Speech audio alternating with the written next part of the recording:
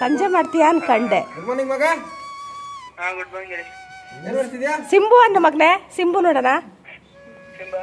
ಕರಿ ಸಿಂಬು ಅನ್ನು.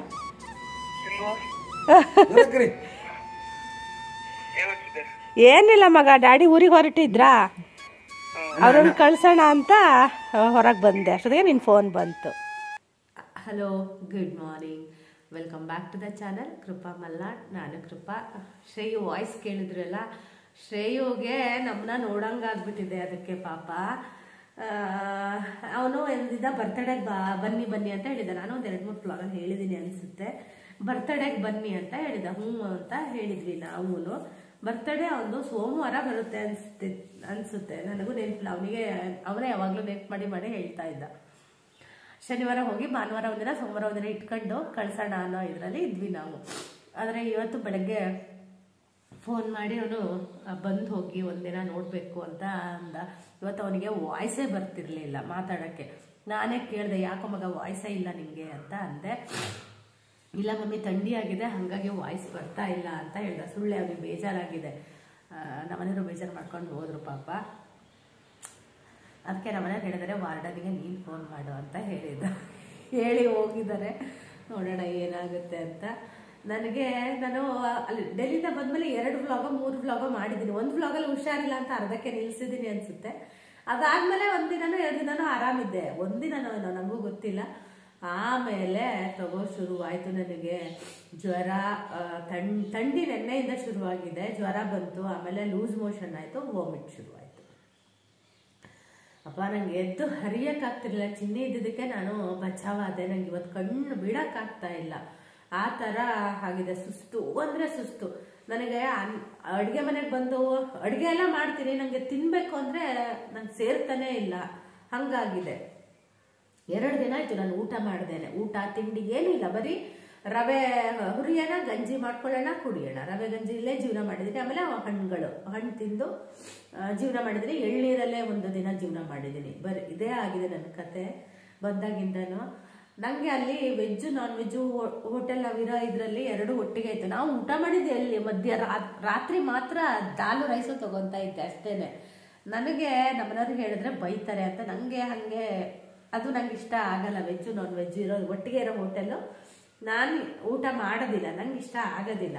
ತುಂಬ ಹುಡುಕಿದ್ವಿ, ಅಲ್ಲಿ ಎಲ್ಲೂ ನಮಗೆ ಸಿಗಲಿಲ್ಲ. ಎಲ್ಲ ಕಡೆನೂ ಹಾಗೆ ಇರೋದೆ. ಅಲ್ಲಿ ಈ ರೋಡ್ ಸೈಡಿಗೆ ಮಾತ್ರ ಟೀ ಮಾಡ್ತಾರೆ. ಕೆಲವೊಂದು ಕಡೆ ಬರೀ ಟೀ ಮಾಡ್ತಿದ್ರಲ್ಲ, ಅಲ್ಲಿ ಮಾತ್ರ ನಾನು ಟೀನ ಕುಡಿತಾ ಇದ್ದೆ. ಇಲ್ಲ ಅಂದರೆ ಕೆಲವೊಂದು ಕಡೆ ಅದು ಬ್ರೆಡ್ ಆಮ್ಲೆಟ್ ಮಾಡಿ ಟೀನು ಮಾಡ್ತಾರೆ. ಆ ಥರ ನಾನು ಹತ್ರಕ್ಕೂ ಹೋಗಲಿಲ್ಲ. ನಾನು ಅಷ್ಟು ತುಂಬ ಕೇರ್ಫುಲ್ಲಾಗಿ, ನನಗೆ ಒಂಥರ ಹೀಕಕ್ಕೆ ಶುರುವಾಗ್ಬಿಟ್ರೆ ನನಗೆ ಲೂಸ್ ಮೋಷನ್ ಆಗೋಕ್ಕೆ ಶುರುವಾಗ್ಬಿಡುತ್ತೆ, ಇಲ್ಲ ವಾಮಿಟ್ ಶುರುವಾಗುತ್ತೆ. ಅದು ಮನೆಗೆ ಬಂದು 2 ದಿನಕ್ಕೆ ನನಗೆ ಅದು ಏನು ನನಗೆ ಶುರು ಆಗೇ ಹೋಯಿತು. 2 ದಿನ ಒದ್ದಾಡಿದ್ದೀನಿ ಅಂದರೆ ಒದ್ದಾಡಿದ್ದೀನಿ. ಇವತ್ತು ನನಗೆ ಕಣ್ಣು ಬಿಡೋಕ್ಕೂ ಆಗ್ತಾಯಿಲ್ಲ, ಅಷ್ಟು ಥಂಡಿಯಾಗಿದೆ. ಅದು ನಾನು ಹೋಗ್ಬೇಕಿದ್ರೇ ಥಂಡಿ ಮಾತ್ರೆನ ಒಯ್ದಿದ್ದೀನಿ. ಆದರೆ ಅದು ಎಲ್ಲಿ ಇಟ್ಟಿದ್ದೀನಿ ಅನ್ನೋದು ನೆನಪಿಲ್ಲ. ಇವತ್ತು ಇಡೀ ಬೆಳಗ್ಗೆ 5 ಗಂಟೆಗೆ ಎದ್ದಿದ್ದೀನಿ ನಾನು. ನೆನ್ನೆ ಸಂಜೆ ನಮ್ಮನೆಯವ್ರು ಅಂದರು ತರ್ತೀನಿ ಅಂತ, ಬೇಡರಿ ಇದೆ ಅಂತ ಹೇಳಿದೆ. ಮತ್ತು ಅವರು ತರಲಿಲ್ಲ. ಊಟ ಮಾಡಿ ಗಂಜಿ ಕುಡಿದು ತಿನ್ನೋಣ ಅಂತ ಹೋಗ್ತೀನಿ. ಎಷ್ಟು ಹುಡುಕಿದ್ರು ನನಗೆ ಮಾತ್ರೆ ಸಿಕ್ಕಿಲ್ಲ. ಆಮೇಲೆ ಹಾಗೆ ಮಲಗಿದೆ. ಈಗ ಜಾಸ್ತಿ ಆಗಿದೆ ಥಂಡಿ. ಅದು ನಮ್ಮನೆಯವರು ಫ್ಯಾನ್ ಹಾಕಿದಾರ. ಫ್ಯಾನ್ ಹಾಕೋದಕ್ಕೂ ನನಗೆ ತಲೆನೋವು ಜಾಸ್ತಿ ಆಗಿದೆ. ನನಗೆ ಕಣ್ಣು ಬಿಡೋಕ್ಕಾಗ್ತಾ ಇಲ್ಲ. ನಾನು ಹೆಂಗೋ ಮಾಡಿ ಕಣ್ಣು ಬಿಡ್ತಾ ಇದ್ದೀನಿ. 5 ಗಂಟೆಗೆ ಎದ್ದು ಕೊನೆಗೆ ಮಾತ್ರೆ ಹುಡ್ಕೊಂಡೇವದಲ್ಲಿ ಸ್ವಲ್ಪ ಬ್ಯಾಗೆಲ್ಲ ಖಾಲಿ ಮಾಡಿದೆ. ತಂದಿರೋ ಬ್ಯಾಗ್ಗಳು ಹೆಂಗಿದೆ ಹಾಗೆ ಇದ್ದಾವೆ. ಇವತ್ತೊಂದು ಸ್ವಲ್ಪ ನನ್ನ ಸೂಟ್ ಕೇಸ್ನ ಖಾಲಿ ಮಾಡಿದೆ. ಇನ್ನು ನಮ್ಮನೆಯವ್ರ ಸೂಟ್ ಕೇಸ್ ಒಂದಿದೆ, ಅವರಿಗೆ ಮಾಡ್ಕೊಳ್ಳಿ ಅಂತ ಅಂದೆ. ನಾನು ಕಣ್ಣು ಬಿಡೋಕ್ಕಾಗ್ತಿಲ್ಲ. ಅದೇ ಬರಬೇಕಿದ್ರೆ ಥಂಡಿ ಮಾತ್ರೆ ತನ್ನಿ ಅಂತ ಹೇಳಿದೆ. ನಾನು ನಮ್ಮನೆಯವ್ರಿಗೆ ಹೇಳೋದು, ನಾನು ಇಲ್ಲೇ ಕಣ್ರಿ ಓಡಾಡೋಕ್ಕೆ ಲಾಯಕ್. ನಾನು ಧರ್ಮಸ್ಥಳ, ನಮಗೆ ತೀರ್ಥಕ್ಷೇತ್ರ ಬಿಟ್ಟರೆ ಇನ್ನು ಹೊರಗಡೆ ಹೋದರೆ ಇದೇ ನನ್ನ ಪರಿಸ್ಥಿತಿ ಅಂತ ನಮ್ಮನೆಯವ್ರ ಹತ್ರ ನಾನು ಹೇಳ್ತಾ ಇದ್ದೆ. ನನಗೆ ಆ ಥರ ಹೀಕರಿಕೆ ಮಾಡ್ಕೊಂಡು ತಿಂದರೆ ನಂಗೆ ಹಿಂಗೆ ಆಗೋದು. ನನ್ನ ಪರಿಸ್ಥಿತಿ ನೆನೆಸ್ಕೊಂಡ್ರೆ ನನಗೆ ಡೆಲ್ಲಿ ಸವಾಸನೆ ಸಾಕಪ್ಪ ಅಂತ ಅನಿಸೋಯ್ತು. ಹೋಗಿರೋ ಮಜಾ ಎಲ್ಲ ಇಲ್ಲಿ ಬಂದು ಸಜಾ ಥರ ಆಗಿದೆ ನನಗೆ. ತಿಂಡಿ ಬಂದು ದೋಸೆ ಹಿಟ್ಟಿದೆ, ಚಿನ್ನಿ ಅದನ್ನೇ ಪಡ್ಡು ಮಾಡು ಅಂತ ಹೇಳಿದ್ಲು. ಅದಕ್ಕೆ ಒಂಚೂರು ಕಾಯಿ ಚಟ್ನಿ ಮಾಡಿ ಪಡ್ಡು ಮಾಡ್ತೀನಿ. ಪಾತ್ರೆಗಳು ರಾಶಿ ಇತ್ತು. ನಿನ್ನೆ ಸಂಜೆ ತೊಳೆದಿದ್ದೆ, ಅದನ್ನೆಲ್ಲ ತೆಗೆದು ಎಲ್ಲ ರೆಡಿ ಮಾಡಿಟ್ಟೆ. ಇನ್ನು ನೀರು ಕುಡ್ದಿಲ್ಲ ನಾನು. ನೀರು ಕೂಡ ಸೇರ್ತಾ ಇಲ್ಲ. ಎಳ್ನೀರೊಂದು ಸಿಹಿ ಇರುತ್ತಲ್ವಾ, ಸೇರುತ್ತೆ. ಏನಾದರೂ ಸ್ವೀಟ್ ಥರ ತಿನ್ನೋಣ ಅನಿಸುತ್ತೆ. ನಾನು ಇದ್ರದ್ದು ಗಂಜಿ ಮಾಡ್ಕೊತಾ ಇದ್ದೀನಲ್ಲ, ರವೆ ಗಂಜಿ, ಅದಕ್ಕೆ ನಾನು ಸ್ವಲ್ಪ ಸಕ್ಕರೆ ಹಾಕ್ಕೊಂಡೆ ತಿಂತಾ ಇದ್ದೀನಿ. ನಿನ್ನೆ ರಾತ್ರಿ ಮಾಡಿಕೊಂಡೆ, ಅದು ಕೂಡ ಸೇರಲಿಲ್ಲ, ಅದನ್ನು ಹಂಗೆ ಬಿಟ್ಟು ಅದು ಒಂಚೂರಿದೆ. ಈಗ ಬೆಳಗ್ಗೆ ಅದೇ ತಿಂತೀನಿ. ಇವತ್ತು ಗುರುವಾರ ಬೇರೆ, ನಾನು ಡೆಲ್ಲಿಗೆ ಹೋಗೋಳು ಕೂಡ ಆರಾಮಾಗಿ ಡೆಲ್ಲಿಗೆ ಹೋಗಿ ಬಂದರೆ ಒಂದಿನ ಗುರುವಾರ ದಿನ ರೈಸ್ ಬಿಡ್ತೀನಿ ಅಂತ ಹೇಳ್ಕೊಂಡಿದ್ದೆ. ಅದಕ್ಕೆ ಇವತ್ತು ರೈಸ್ ತಿನ್ನೋದಿಲ್ಲ ನಾನು. ನಂಗೆ ರೈಸು ಸೇರ್ತಾ ಇಲ್ಲ. ಆದರೆ ಇವತ್ತು ಯಾಕೋ ಬೆಳಗ್ಗೆ ಏನೂ ಇಲ್ಲಲ್ಲ, ಹೊಟ್ಟೆಗೆ ಖಾಲಿ ಇರೋದಕ್ಕೆ ಏನಾದರೂ ತಿನ್ನೋಣ ಅನ್ನಿಸ್ತಾ ಇದೆ. ಬಿಸಿನೀರು ಕೂಡ ಕುಡಿಯೋಕ್ಕಾಗಿಲ್ಲ ನನಗೆ. ಈಗ ಬಿಸಿನೀರು ಕುಡಿದ್ಬಿಟ್ಟು ಕೆಲಸ ಶುರು ಮಾಡ್ತೀನಿ. ಕಸ ಹೊಡ್ಕೊಂಡಿದ್ದೀನಿ, ಬಾಗಿಲಿಗೆ ನೀರು ಹಾಕಿಲ್ಲ. ಥಂಡಿ ತುಂಬ ಇದೆ ಹೊರಗಡೆ. ಯಾವತ್ತೂ ನಾನು ಸ್ವೆಟರು ಜಾಕೆಟು ಹಾಕ್ತಾ ಇರೋಳು, ಇವತ್ತು ಹೋಗಿ ಹಾಕೊಂಡು ಬಂದಿದ್ದೀನಿ. ನಂಗೆ ಅಷ್ಟು ಒಂಥರ ಅಂತ ಅನ್ನಿಸ್ತಾ ಇದೆ. ನೋಡಿ ನನ್ನ ಡೆಲ್ಲಿ ಟ್ರಿಪ್ ಹೆಂಗಿತ್ತು ಅಂತ ಹೇಳಿ. ಹೋಗಿ ಬಂದಮೇಲೆ ನನ್ನ ಪರಿಸ್ಥಿತಿ ಹಿಂಗಾಗಿದೆ. ಅದೇ ನಂಗೆ ಬೇರೆ ಕಡೆ ಎಲ್ಲ ಹೋದರೆ ಹಂಗಾಗೋದಿಲ್ಲಪ್ಪ. ಧರ್ಮಸ್ಥಳ ಎಲ್ಲ ಹೋಗಿ ಬಂದರೆ ಎಷ್ಟು ಆರಾಮಾಗಿರ್ತೀವಿ. ಇಲ್ಲಿ ಯಾಕೆ ಹಿಂಗಾಯ್ತೋ ಏನೋ ಗೊತ್ತಿಲ್ಲ. ತಲೆ ಎಲ್ಲ ಹೆಂಗಾಗಿದೆ ಅಂದರೆ ಒಂಥರ ಹುಣ್ಣಾದಂಗೆ ಆಗಿದೆ. ಥಂಡಿಗೋ ಏನಕ್ಕೋ ಗೊತ್ತಿಲ್ಲ. ತಲೆ ಬಾಚ್ಕೊಂಡೆ 2 ದಿನ ಆಗಿತ್ತು. ನಿನ್ನೆ ಚಿನ್ನಿಕಾಯಿ ತಲೆ ಬಾಚಿಸ್ಕೊಂಡೆ. ಅವಳೇನು ಜಡೆ ಹಾಕಿದ್ಲು. ಜಡೆ ನೋಡಿದ್ರೆ ಮೋಟು ನಾಯಿ ಬಾಲದ ಥರ ಆಗಿತ್ತು. ಆಮೇಲೆ ಜಡೆ ಬಿಚ್ಕೊಂಡು ನಾನು ಹಂಗೆ ಹಿಂಗೆ ಕಟ್ಕೊಂಡೆ. ಈಗಲೂ ತಲೆ ಬಾಚ್ಕೊಂಡು ಬಂದೆ, ಕುತ್ಕೊಂಡಿದ್ದೀನಿ. ಮುಖ ತೊಳೆದು ಕಸ ಒಂದು ಹೊಡೆದಿದ್ದೀನಿ ಅಷ್ಟೇ. ಅಷ್ಟೊತ್ತಿಗೆ ನಮ್ಮ ಮನೆಯವ್ರು ಹೋದರು. ಮಗನ ಫೋನ್ ಬಂತು. ನೀರು ಕುಡಿದಿದ್ದೀನಿ. ನೀರು ಕುಡಿದ್ಬಿಟ್ಟು ಉಳಿದಿರೋ ಕೆಲಸನ ಶುರು ಮಾಡಬೇಕು. ಟೀ ಕುಡಿಬೇಕು ಫಸ್ಟು. ಇವತ್ತು ಯಾಕೋ ಟೀ ಕುಡಿಯೋಣ ಅಂತ ಅನ್ನಿಸ್ತಾ ಇದೆ. 2 ದಿನ ಟೀನೇ ಕುಡ್ದಿರಲಿಲ್ಲ, ಏನೂ ಕುಡ್ದಿರಲಿಲ್ಲ. ನಾನು ಕಾಫಿನೂ ಕುಡ್ದಿರಲಿಲ್ಲ. ನಿನ್ನೆನೇ ನಾನು ಒಂದು ಲೋಟ ಕಾಫಿ ಕುಡಿದಿದ್ದು. ಟೀ ಕುಡಿದು 2 ಬಿಸ್ಕೆಟನ್ನು ತಿಂತೀನಿ. ಹೊಟ್ಟೆ ಚುರು ಅಂತಿದೆ. ಮನೆಗೆ ಇವತ್ತಿನ ಬ್ಲಾಗ್ ಎಷ್ಟಾಗುತ್ತೋ ಅಷ್ಟು ಮಾಡ್ತೀನಿ. ಎದ್ದಡೆ ಅಡುಗೆ ಮನೆ ಒಂದು ಕ್ಲೀನ್ ಮಾಡಿಕೊಂಡೆ. ನಾನು ಕೂಡ ಡೆಲ್ಲಿಗೆ ಹೋಗಬೇಕಿದ್ರೆ ದೇವ್ರ ಹತ್ರ ಒಂದು ಅಪ್ಲಿಕೇಶನನ್ನು ಹಾಕಿ ಹೋಗಿದ್ದೆ. ನೀವೆಲ್ಲ ನಗ್ತೀರಾ ಅನಿಸುತ್ತೆ. ದೇವರೇ, ನಾನು ಆರಾಮಾಗಿ ಹೋಗಿ ಆರಾಮಾಗಿ ಬಂದರೆ ಒಂದಿನ ರೈಸನ್ನು ಬಿಡ್ತೀನಿ ಅಂತ. ಫಸ್ಟು ನಾವು ಕಷ್ಟ ಬರಲಿ, ಸುಖ ಬರಲಿ, ದುಃಖ ಬರಲಿ, ಏನೇ ಬಂದರೂ ಫಸ್ಟ್ ಅಪ್ಲಿಕೇಶನ್ ಹಾಕೋದೆ ನಾವು ದೇವರಿಗೆ. ಕಷ್ಟ ಬಂದಾಗ ದೇವರೇ ಇದರಿಂದ ಪಾರು ಮಾಡಪ್ಪ ಅಂತ ಕೇಳ್ಕೊತೀವಿ. ಅದೇ ಸುಖ ಬಂದಾಗ ಥ್ಯಾಂಕ್ಸ್ ದೇವರೇ, ಒಳ್ಳೆ ಸುಖ ಕೊಟ್ಟಿದೀಯಾ ಅಂತೇಳಿ ದೇವ್ರನ್ನ ಕೇಳ್ಕೊತೀವಿ. ನೀವು ಎಲ್ಲ ಹೀಗೆ ಮಾಡ್ತೀರಾ ಅಂತ ನನಗೆ ಕಮೆಂಟಲ್ಲಿ ತಿಳಿಸಿ. ನಾವು ಡೆಲ್ಲಿಗೆ ಹೋಗಬೇಕಿದ್ರಾಗಲಿ ಬರಬೇಕಿದ್ರಾಗಲಿ ನಮಗೆ ಯಾವುದೇ ರೀತಿಯಾಗಿರೋ ತೊಂದರೆಗಳಾಗಲಿಲ್ಲ. ಆರಾಮಾಗಿ ಹೋದ್ವಿ, ಆರಾಮಾಗಿ ಬಂದ್ವಿ. ಬಂದಮೇಲೆ ದೇವರಿಗೊಂದು ಥ್ಯಾಂಕ್ಸ್ ಕೂಡ ಹೇಳಬೇಕಲ್ವ. ಹಾಗಾಗಿ ಇನ್ನೊಂದಿನ ದೇವಸ್ಥಾನಕ್ಕೆ ಹೋಗಿ ಕೈ ಮುಗಿದು ಬರೋಣ ಅಂತ ಅಂದ್ಕೊಂಡಿದ್ದೀನಿ. ಹಾಗೆ ಪಾತ್ರೆಗಳು ನಿನ್ನೆ ಎಲ್ಲ ತೊಳೆದಿದ್ದೆಲ್ಲ ಅದನ್ನು ತೆಗೆದಿಟ್ಟಿರಲಿಲ್ಲ. ಹಾಗಾಗಿ ಪಾತ್ರೆಗಳನ್ನೆಲ್ಲ ತೆಗೆದಿಡ್ತಾ ಇದ್ದೀನಿ. ಪದೇ ಪದೇ ಬಿಸಿ ನೀರನ್ನೇ ಕುಡಿತಾ ಇದ್ದೀನಿ. ಗಂಟಲು ತುಂಬ ಒಣಗ್ದಾಗ ಅನ್ನಿಸ್ತಿರುತ್ತೆ. ವಾಮಿಟ್ ಆದಾಗ ಮತ್ತು ಲೂಸ್ ಮೋಷನ್ ಆದಾಗ ತುಂಬ ಸುಸ್ತಾಗುತ್ತೆ. ತುಂಬ ಅಂದರೆ ತುಂಬ. ನನಗಂತೂ ಎದ್ದು ಹರಿಯೋಕ್ಕೇ ಆಗ್ತಿರಲಿಲ್ಲ. ಚಿನ್ನಿ ಇದ್ದಿದ್ದಕ್ಕೆ ನಾನು ಈ ಸಲ ಬಚಾವಾದೆ. ಇಲ್ಲ ಅಂದರೆ ಪಾಪ ಎಲ್ಲ ಕೆಲಸ ಅವಳೇ ಮಾಡಿಕೊಡ್ತಾಯಿದ್ಲು ನನಗೆ. ಗ್ಯಾಸ್ ಕಟ್ಟೆ ಒಂದು ಒರೆಸ್ಕೊಡ್ತಿದ್ದೆ, ನೆಲ ಒರೆಸ್ತಿದ್ಲು, ಪಾತ್ರೆ ತೊಳಿತಿದ್ಲು, ಪಾತ್ರೆ ಜೋಡಿಸ್ತಿದ್ಲು. ಹಾಗೆ ನನಗೂ ಕೆಲವೊಂದು ಅಡುಗೆಗಳನ್ನ ಮಾಡಿ ಕೊಡ್ತಾ ಇದ್ಲು. ನಾನು ಅವಳ ಸೇವೆ ಮಾಡೋದಲ್ಲ, ಅವಳೇ ಪಾಪ ಈ ಸಲ ಬಂದಾಗ ನನ್ನ ಸೇವೆ ಮಾಡಿದ್ಲು. ಅವಳಿದ್ದಕ್ಕೆ ನಾನು ಆರಾಮಾಗಿ ಸ್ವಲ್ಪ ಇದ್ದೆ. ಇವತ್ತು ಅಷ್ಟೇ ನಮ್ಮ ಮನೆಯವ್ರು ಅಂದರು ಮಲಗು ಅಂತ ಹೇಳಿದ್ರು. 2 ದಿನ ನಾನು ರೆಸ್ಟ್ ತೊಗೊಂಡಿದ್ದೆ. ಬಂದಾಗಿಂದ ತಿನ್ಬಿಡ್ತೀನ ಇಲ್ಲ 2 ದಿನಕ್ಕೊಂದು ವೀಡಿಯೋನ ಮಾಡ್ಕೊಂಡಿದ್ದೀನಿ. ನನಗೆ ವೀಡಿಯೋಗಳು ಮಾಡಿದ್ರು ಒಂಥರ ಸಮಾಧಾನ ಅನಿಸೋದಿಲ್ಲ. ಹಾಗಾಗಿ ವೀಡಿಯೋಗಳನ್ನ ಕೂಡ ಮಾಡ್ಕೊತಾ ಇದ್ದೆ. ಇವತ್ತು ಅದು ಎಚ್ಚರನೂ ಬೇಗ ಆಗಿತ್ತು. ಹಾಗಾಗಿ 5 ಗಂಟೆಗೆ ನಾನು ಎದ್ದು ಒಂದಷ್ಟು ಬಟ್ಟೆಗಳೆಲ್ಲ ಜೋಡಿಸಿ ಅದೆಲ್ಲ ಮಾಡಿಕೊಂಡೆ. ಟೀ ಕುಡಿದೆ ಕೂಡ ನಾನು 2 ದಿನ ಆಗಿತ್ತು ಗೊತ್ತಾ. ಪ್ರಪಂಚದ 7ನೇ ಅದ್ಭುತ ನೋಡಿದ್ಮೇಲೆ ನಾನೇ ಇರಬೇಕು 8ನೇ ಅದ್ಭುತ. ಯಾಕಂದರೆ ನಾನು ಟೀ ಇಲ್ಲದೆ ಇರೋದೇ ಇಲ್ಲ. ನಿನ್ನೆ ಒತ್ತಾಯ ಮಾಡಿ ಸಂಜೆ ನಮ್ಮನೆಯವರು ಒಂದೇ 2 ಸಿಪ್ಪಷ್ಟು ಅವ್ರು ಮಾಡ್ಕೊಂಡಿದ್ರಲ್ಲಿ ನನಗೆ ಕಾಫಿ ಕೊಟ್ಟಿದ್ದರು. ಆವಾಗ ನಂಗೆ ಸ್ವಲ್ಪ ಕುಡಿಬೇಕು ಅಂತ ಅನ್ನಿಸ್ತು. ಹಾಗಾಗಿ ನೋಡೋಣ ಅಂತ ಇವತ್ತು ಟೀ ಕುಡಿಯೋಣ ಅಂತ ಟೀ ಮಾಡ್ಕೊತಾ ಇದ್ದೀನಿ. ನಮ್ಮನೆಯವರು 10 ಸಲ ಹೇಳಿದರು ಬೆಳಗ್ಗೆನೇ ಬೇಗ ಕುಡಿ, 5 ಗಂಟೆಗೆ ಎದ್ದಿದ್ನಲ್ಲ, ಹಾಗಾಗಿ ಬೇಗ ಕುಡಿ ಅಂದರು. ನನಗೆ ಅಷ್ಟು ಬೇಗ ಕುಡಿಯೋಕೆ ಅಷ್ಟು ಇಷ್ಟ ಆಗೋದಿಲ್ಲ. ಹಾಗಾಗಿ ನಂಗೆ ಒಂದು ಸ್ವಲ್ಪ 7:30 8 ಗಂಟೆ ಆ ಟೈಮಲ್ಲಿ ಟೀನ ಕುಡಿತೀನಿ. ಮತ್ತು ಚಿನ್ನಿ ಹೇಳಿದ್ದು ನನಗೆ ಇದನ್ನು ಈರುಳ್ಳಿ ಎಲ್ಲ ಹೆಚ್ಚಿ ಕೊಡ್ತೀನಿ, ನೀನೇನು ಹೆಚ್ಚಕ್ಕೆ ಹೋಗಬೇಡ ಅಂತ ಹೇಳಿದ್ಲು. ಹಾಗಾಗಿ ನಾನು ಈರುಳ್ಳಿ ಏನು ಹೆಚ್ಚಿರಲಿಲ್ಲ. ಆದರೆ ಅದು ಬುಡ ಎಲ್ಲ ಕೊಯ್ದುಬಿಟ್ಟು ಒಂದು ಪಾತ್ರೆಲಿ ನೀರು ಹಾಕಿ ಇಟ್ಟಿದ್ದೆ. ಹಾಗಿಡೋದ್ರಿಂದ ಸಿಪ್ಪೆ ಸುಲಿಯೋಕ್ಕೂ ಈಸಿ ಆಗುತ್ತೆ ಮತ್ತು ಕಣ್ಣಲ್ಲಿ ನೀರು ಕೂಡ ಬರೋದಿಲ್ಲ. ಹಾಗಾಗಿ ನಾನು ಡೆಲ್ಲಿಗೆ ಹೋಗಿ ಬಂದಮೇಲೆ ತುಂಬ ಸುಸ್ತಾಗಿಬಿಟ್ಟಿದ್ದೆ. ನಾನು ಯಾಕೆ ಹಂಗಾಯಿತು ಅನ್ನೋದೇ ನನಗೆ ಗೊತ್ತಾಗಿಲ್ಲ. ಒಂದು 15-20 ದಿನ ನನಗೆ ಎಷ್ಟು ಸುಸ್ತಾಗ್ತಾಯಿತ್ತು ಅಂದರೆ ನನಗೆ ಅನ್ನ ಸಾರು ಅಂತಲೇ ಸೇರ್ತಿರ್ಲಿಲ್ಲ. ಬಾಕಿ ತಿಂಡಿ ಆ ಥರದ್ದೆಲ್ಲ ತಿಂತಿದ್ದೆ. ಅನ್ನ ಸಾರು ಮಾತ್ರ ನಂಗೆ ಸೇರ್ತಾನೆ ಇರಲಿಲ್ಲ. ನಾನು ಡೆಲ್ಲಿಲಿ ಇರಬೇಕಿದ್ರೆ ಎಲ್ಲ ವೀಡಿಯೋದಲ್ಲೂ ಹೇಳ್ತಾಯಿದ್ದೆ, ನಾನು ಯಾವಾಗಾರು ಊರಿಗೆ ಹೋಗ್ತೀನೋ ಅನ್ನ ಸಾರು ಊಟ ಮಾಡ್ತೀನೋ ಅಂತ. ಮನೆಗೆ ಬಂದಮೇಲೆ ನಂಗೆ ಅದೇ ಸೇರ್ತಿರ್ಲಿಲ್ಲ, ಆವಾಸನೆ ಸಾಕಪ್ಪ ಅನ್ನೋ ಥರ ಆಗ್ಬಿಟ್ಟಿತ್ತು ನನಗೆ. ಅಷ್ಟು ಒಂದು 15-20 ದಿನ ನಾನು ಅದೆಷ್ಟು ಅನುಭವಿಸ್ದೆ ಅಂದರೆ ನನಗೆ ಮಾತ್ರ ಗೊತ್ತು.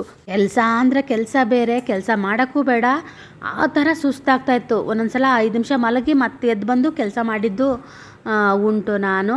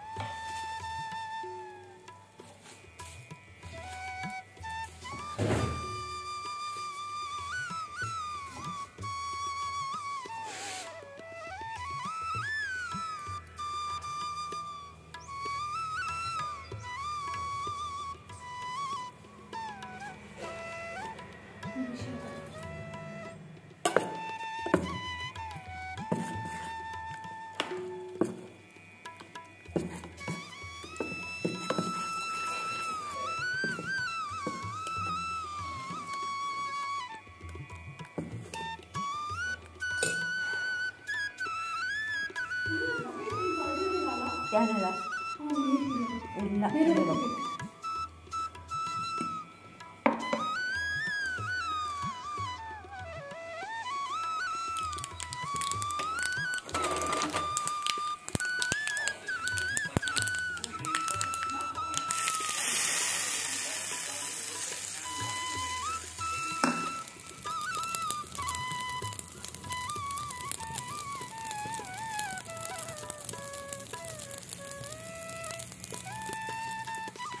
ಒಳಗಡೆ ಎಲ್ಲ ಕೆಲಸ ಆಯಿತು. ನನಗೆ ಬಿಸಿಲು ಕಾಯಿಸ್ಬೇಕು ಅನ್ನಿಸ್ತಾ ಇತ್ತು.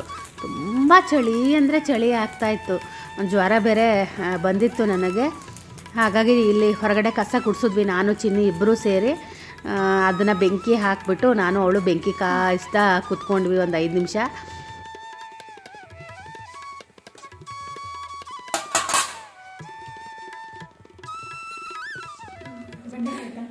ಬೆಂಡೆಕಾಯಿ ಇಲ್ಲ, ಇದಿದೆ ನೋಡು, ಆಲೂ ಇದೆ ನೋಡು. ಆಲೂ ಫ್ರೈ ಹಂಗೆ ಮಾಡ್ಕೊ, ಉಪ್ಪು ಖಾರ ಹಾಕ್ಕೊಂಡು. ಇವತ್ತು ಮಧ್ಯಾಹ್ನ ಇವರು ಇರಲ್ಲಂತೆ ಊಟಕ್ಕೆ, ಹಾಗಾಗಿ ಏನು ಮಾಡಲಿ ಅಂತ ದೇವ್ರ ಪೂಜೆನ ಇಬ್ಬರು ಅಪ್ಪ ಮಗಳು ಸೇರಿ 2-3 ದಿನದಿಂದ ಅವ್ರದ್ದೇ ಪೂಜೆ ಆಗಿದೆಯಾ. ದೇವ್ರ ಒಂದು ಇಲ್ಲ, ಅವತ್ತೆಲ್ಲ ಓಡೋಗಿದೆ ಅನಿಸುತ್ತೆ. ನಾನು ಇವರಿಬ್ರು ಪೂಜೆ ಮಾಡ್ಬೇಕಿದ್ರೆ ಕೊಯ್ಯೋದು, ನಾನು ಪೂಜೆ ಮಾಡ್ತಾ ಇಡೀ ತಟ್ಟೆ ತುಂಬ ಹೂ ಕೊಯ್ಕೊಂತೀನಿ. ಇವರಿಬ್ರು ಕೊಯ್ಬೇಕಿದ್ರೆ ಅದ್ರಲ್ಲಿ 1/4 ಭಾಗ ಹೂ ಕೊಯ್ದಿರ್ತೀನಿ, ಅದ್ರಲ್ಲಿ 1/4 ಭಾಗ ಹೂನ ಇವರು ತಟ್ಟೆ ಒಳಗೆ ಉಳಿಸಿರ್ತಾರೆ. ಎಲ್ಲ ದೇವ್ರಿಗೂ ಇವಳು ಒಂದಷ್ಟರ ಹೂ ಮುಡ್ಸಿರ್ತಾಳೆ. ನಮ್ಮ ಮನೆಯವ್ರು ಪೂಜೆ ಮಾಡಿದ್ರೆ ಎಲ್ಲ ದೇವರಿಗೆಲ್ಲ ಸೇರಿ ಒಂದೇ ಹೂ ಇಡೋದು.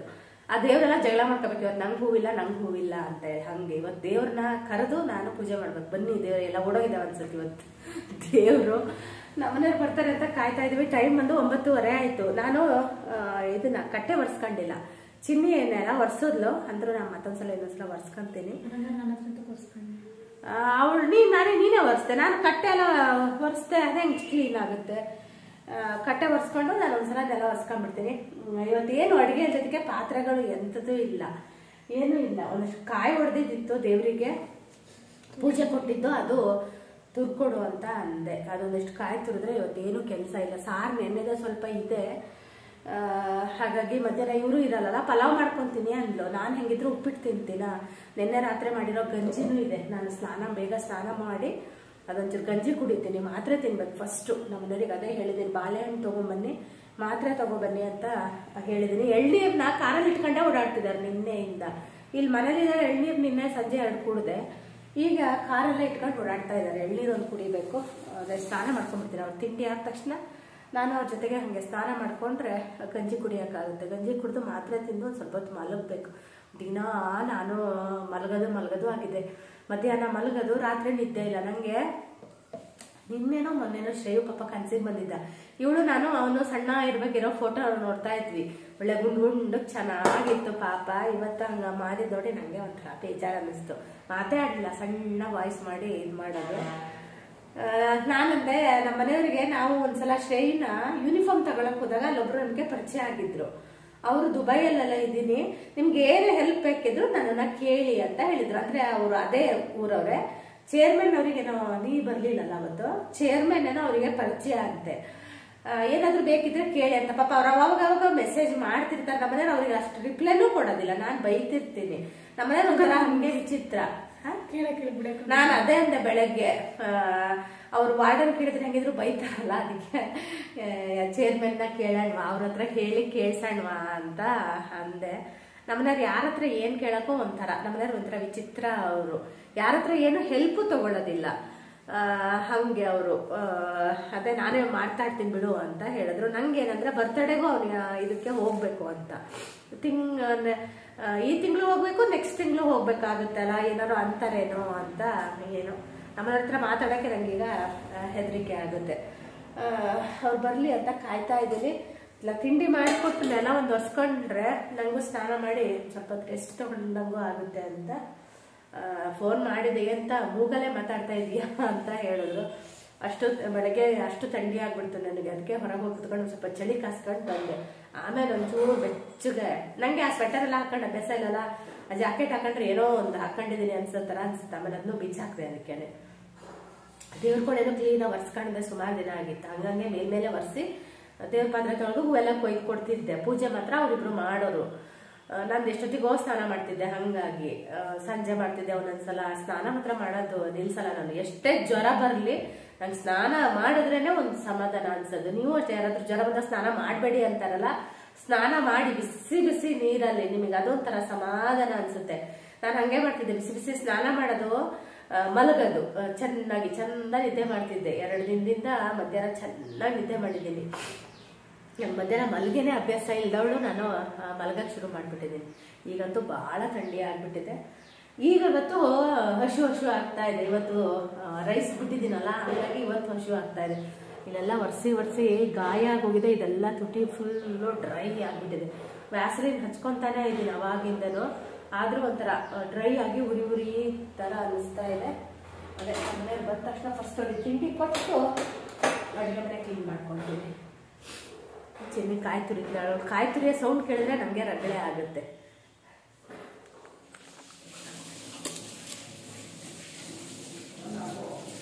ಇಲ್ಲ ರೀ,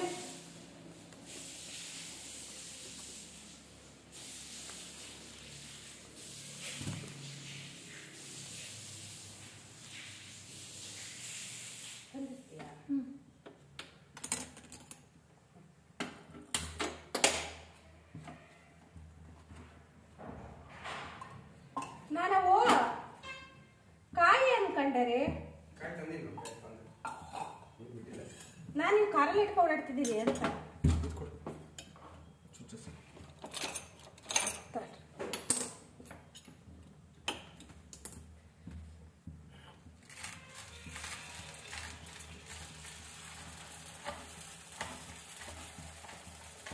ನಾನು ಶೆಡ್ಡಿಗೆ ಹಾಕೊಳ್ಳೋಲ್ಲ, ಶೆಡ್ ಭಾಗ ತೆಗಿಲಲ್ಲ. ನಮ್ಮನೆಯವರು ಬಂದರು, ಮಾತ್ರೆ ತಂದರು, ಥಂಡಿ ಮಾತ್ರೆ. ಆದರೆ ಆ ಮಾತ್ರೆ ಅಲ್ಲ, ನಾನು ಯಾವಾಗಲೂ ತಿನ್ನೋ ಮಾತ್ರೆ ತಂದಿಲ್ಲ ಅವರು. ಆ ಮೆಡಿಕಲ್ ಇನ್ನೂ ಓಪನ್ ಆಗಿರಲಿಲ್ಲ ಅಂತೆ, ಹಾಗಾಗಿ ಬೇರೆ ಮೆಡಿಕಲಲ್ಲಿ ತೊಗೊಂಡು ಬಂದಿದ್ದರು. ಪಡ್ಡಿನ ಹಂಚನ್ನ ತೊಳೆದ್ಬಿಟ್ಟಿದ್ದೆ. ಹಾಗಾಗಿ ಫಸ್ಟು ಸಲ ಹೇಳೋದು ಸ್ವಲ್ಪ ಈ ಥರ ರಗಳೆ ಆಗುತ್ತೆ. ಆಮೇಲೆ ಚೆನ್ನಾಗಿ ಹೇಳುತ್ತೆ. ಮತ್ತು ನಾ ಪಡ್ಡು ಹೊಯ್ದೆ ಕೂಡ ಸುಮಾರು ದಿನ ಆಗಿತ್ತಲ್ಲ, ಹಾಗಾಗಿ ಚಿನ್ನಿ ಇದ್ದರೆ ಅವಳಿಗೆ ಇಷ್ಟಪಡ್ಡು ಅವಳು ಹೊಯ್ಕೊತಾಳೆ. ನಾವು ದೋಸೆನೇ ಹೊಯ್ಕೊಂಡು ತಿನ್ನೋದಾಗುತ್ತೆ. ದಪ್ಪಗೆ 2 ದೋಸೆ ಕೊಟ್ಟರೆ ನಮ್ಮನೆಯವ್ರಿಗೆ ಅದೇ ಸಾಕು. ನಾನು 1 ದೋಸೆ ತಿಂತೀನಿ. ಪಡ್ಡು ಮಾಡೋದು ಅಪರೂಪ. ಮತ್ತು ನಮ್ಮನೆಯವ್ರಿಗೆ ಪಡ್ಡು ಅಷ್ಟು ಇಷ್ಟ ಆಗೋದಿಲ್ಲ. ಆದರೆ ಇವತ್ತು ನನಗೆ ಮಾಡೋಕ್ಕೇನೂ ಆಗಲ್ಲಲ್ಲ, ಹಾಗಾಗಿ ಅಡ್ಡಿಲ್ಲ ಮಾಡು ಅಂತ ಹೇಳಿದ್ರು. ದೋಸೆ ಹಿಟ್ಟನ್ನ ನಾನು ಅದಕ್ಕೇ ರುಬ್ಬಿ ಫ್ರಿಜ್ಜಲ್ಲಿ ಇಟ್ಕೊಂಡಿದ್ದೆ. ಈ ಥರ ಹುಷಾರಿಲ್ದಾಗ ಏನಾದರೂ ಆದಾಗ ತಿಂಡಿ ಮಾಡೋಕ್ಕಾಗದೇ ಇದ್ದಾಗ ಇದೊಂಥರ ಈಸಿಯಾಗಿ ಅವರೇ ಮಾಡ್ಕೊಂಡು ತಿನ್ಬೋದು. ನಾನೊಂದು ಚಟ್ನಿ ಮಾಡಿಕೊಟ್ರೆ ಅವರೇ ಆರಾಮಾಗಿ ಪಡ್ಡನ್ನ ಹೊಯ್ಕೊಂಡು ತಿಂತಾರೆ.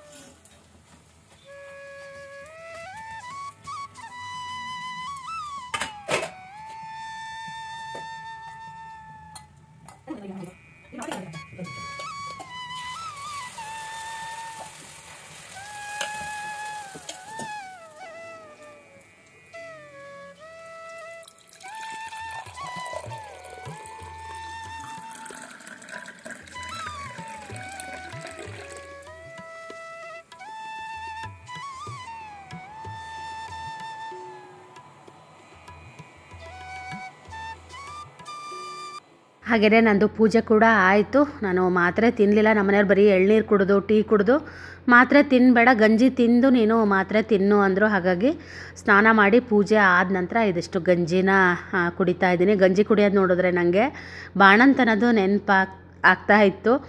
ನಮಗೆ ಬಾಣಂತನದಲ್ಲಿ ಗಂಜಿನೇ ಕೊಡ್ತಾರೆ ಒಂದು 3ರಿಂದ 4 ದಿನ. ಯಾಕಂದರೆ ಕುತ್ಕೊಂಡು ಎಲ್ಲ ಊಟ ಮಾಡೋಕ್ಕೆ ಕಷ್ಟ ಆಗುತ್ತೆ, ಮತ್ತು ಹಾಲು ಬರುತ್ತೆ ಅಂತ ಹೇಳಿ ನಮ್ಮಲ್ಲಿ ಈ ಥರ ಗಂಜಿನ ಕೊಡ್ತಾರೆ. ಉಪ್ಪು ಹಾಕಿ ಕೊಡ್ತಾರೆ, ಇಲ್ಲ ಸ್ವಲ್ಪ ಸಕ್ಕರೆ ಹಾಕಿ ಕೊಡ್ತಾರೆ. ನಾನು ಒಂದಿನ ಉಪ್ಪು ಹಾಕ್ಕೊಂಡು ಕುಡಿದೆ, ಆಮೇಲೆ ಯಾಕೋ ಉಪ್ಪು ಸೇರ್ತಿರ್ಲಿಲ್ಲ. ಆಮೇಲೆ ನಾನು ಒಂಚೂರು ಸಕ್ಕರೆ ಹಾಕ್ಕೊಂಡೆ ಕುಡಿತಾ ಇದ್ದೆ. ಬೇಕಿದ್ದರೆ ನೀವು ಒಂಚೂರು ತೆಳು ಕೂಡ ಮಾಡ್ಕೋಬಹುದು. ನಾನು ತೆಳು ಮಾಡ್ಕೊಳ್ಳಿಲ್ಲ, ಹಾಗೆ ಸ್ವಲ್ಪ ಗಟ್ಟಿನ ಮಾಡಿಕೊಂಡೆ. ಚೆನ್ನಾಗಿರುತ್ತೆ. ತುಪ್ಪದಲ್ಲಿ ಹುರಿದು ಮಾಡ್ಕೊಳ್ಳಿ. ರವೆ ಪಾಯಸ ಅಂತಾರಲ್ವ, ಅದೇ ನಾವು ಗಂಜಿ ಅಂತ ಹೇಳ್ತೀವಿ ಅಷ್ಟೇ. ಚಿನ್ನಿ ನನಗೆ ಅವಳು ಉಪ್ಪಿಟ್ಟು ಮಾಡಿ ಕೊಡ್ತಾ ಇದ್ಲು. ಅವಳಿಗೆ ಆಲೂಗಡ್ಡೆ ಹಾಗೆ ತವಾ ಫ್ರೈ ಮಾಡ್ಕೊತೀನಿ ಅಂದ್ಲು. ರವೆ ತಕ್ಕೊಳ್ಳೆ, ಚಿರೋಟಿ ರವೆನ ಅಂದರೆ ಅವಳು ಏನದು ಇದನ್ನು ತೆಗೆದಿಟ್ಕೊಂಡಿದ್ದಾಳೆ, ರವೆ ಅಂತ ಗಸಗಸೆ ತೆಗೆದಿಟ್ಕೊಂಡಾಳೆ. ಸದ್ಯ ನಾನು ನೋಡಿದೆ, ಇಲ್ಲಾಂದ್ರೆ ಅದನ್ನು ಹಾಕಿನೇ ಬೇಯಿಸ್ತಾ ಇದ್ಲು. ಉಪ್ಪಿಟ್ಟು ಮಾಡಿಕೊಟ್ಟಿದ್ಲು, ಚೆನ್ನಾಗಾಗಿತ್ತು ಉಪ್ಪಿಟ್ಟು. ಆದರೆ ನನಗೆ ಕಾದು ಸಾಕಾಗೋಯ್ತು. ನಾನು ಉಪ್ಪಿಟ್ಟನ್ನೆಲ್ಲ 10 ನಿಮಿಷದಲ್ಲಿ ಉಪ್ಪಿಟ್ಟು ಮಾಡ್ತೀನಿ. ಇವಳು ಉಪ್ಪಿಟ್ಟನ್ನ 1 ಗಂಟೆ ಮಾಡ್ತಾಯಿದ್ಲು. ನನಗಂತೂ ಕಾದು ಸಾಕಾಯಿತು. ಅದು ನಾನು ಬಿಸಿ ನೀರೆಲ್ಲ ಇಟ್ಟು ಮಾಡ್ತೀನಿ, ಅವಳು ಹಂಗಲ್ಲ, ಅದರಲ್ಲೇ ನೀರು ಕುದಿಬೇಕಂತೆ. ಅವಳು ಯಾರೋ ಅವಳ ಫ್ರೆಂಡ್ ಹೇಳ್ಕೊಟ್ಟಿದ್ದಾಳಂತೆ ಹೀಗೆ ಮಾಡಬೇಕು ಅಂತೇಳಿ. ಅದ್ರ ಉಪ್ಪಿಟ್ಟು ಚೆನ್ನಾಗಾಗಿತ್ತು. ನನಗೂ ಏನು ಗೊತ್ತಾ, ನನ್ನ ಕೈಯಲ್ಲೇ ತಿಂದು ಬೇಜಾರಾಗಿತ್ತು. ಹಾಗಾಗಿ ಅವಳು ಮಾಡಿಕೊಟ್ಟಿದ್ದು ನನಗೊಂಥರ ಅಮೃತ ಸಿಕ್ಕಂಗಾಯಿತು. ರಾತ್ರಿನೂ ಅಷ್ಟೇ. ಅದಕ್ಕೆ ರಾತ್ರಿ ನಾನು ದೇವಸ್ಥಾನಕ್ಕೆ ಹೋಗೋದಕ್ಕಿಂತ ಮುಂಚೆನೇ ಅವಳಿಗೆ ಉಪ್ಪಿಟ್ಟು ಮಾಡೋಕ್ಕೆ ಕೂರಿಸೋಗಿದ್ದೆ. ನಾನು ಬರೋದಕ್ಕೂ ಉಪ್ಪಿಟ್ಟು ಆಗಿತ್ತು. ಮಧ್ಯಾಹ್ನ ಊಟ ಇವತ್ತು ನನ್ನದು ಇದೇನೆ. ಅವಳು ನೆನ್ನೆದು ಸ್ವಲ್ಪ ಸೊಪ್ಪಿನ ಸಾರಿತ್ತು, ಹಾಗೆಯೇ ಆಲೂಗಡ್ಡೆದು ತವಾ ಫ್ರೈ ಮಾಡ್ಕೊಂಡಿದ್ಲು. ನೋಡಿ, ಡೆಲ್ಲಿಯಿಂದ ಬಂದಮೇಲೆ ನನ್ನ ಪರಿಸ್ಥಿತಿ ಯಾರಿಗೆ ಕೊಟ್ಟರು ಬೇಡ ಥರ ಆಗಿದೆ. ಹಾಗೆಯೇ ಇವತ್ತಿನ ವ್ಲಾಗ್ನ ಕೂಡ ನಾನು ಇಲ್ಲಿಗೆ ಮುಗಿಸ್ತಾ ಇದ್ದೀನಿ. ಹಾಗೆಯೇ ನೆಕ್ಸ್ಟ್ ವ್ಲಾಗಲ್ಲಿ ಸಿಗ್ತೀನಿ. ಅಲ್ಲಿ ತನಕ ಬಾಯ್.